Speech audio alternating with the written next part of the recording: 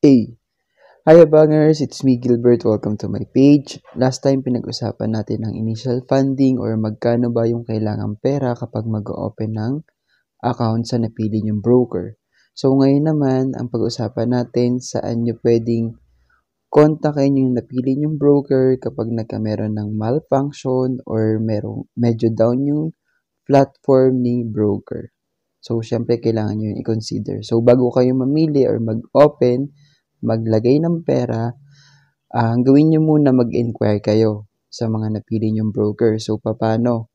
Pwede nyo silang tawagan sa kanilang hotline or sa kanilang customer service or i-email nyo sila.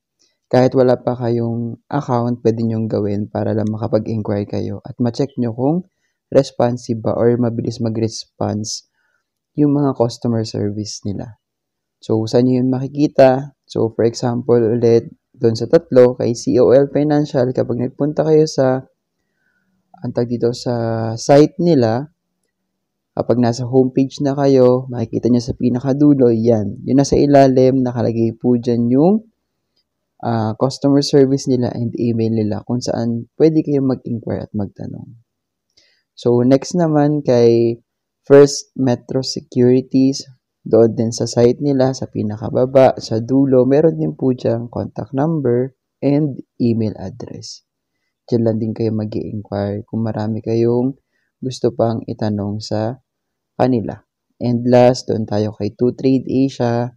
Sa pinakababa din po ng kanilang website, meron din po silang nilagay dyan na customer service nila and email address nila kung saan pwede kayong mag-inquire sa mga iba nyo pang gustong itanong. So, yun lang muna siguro for today's topic. Ang sunod naman natin pag-usapan is kung magre-register na tayo or magawa ako ng tutorial ng registration kung may napili na akong broker na gusto ko or meron akong gusto munang itry na iba pang platform para makapag-trade ako. Bye!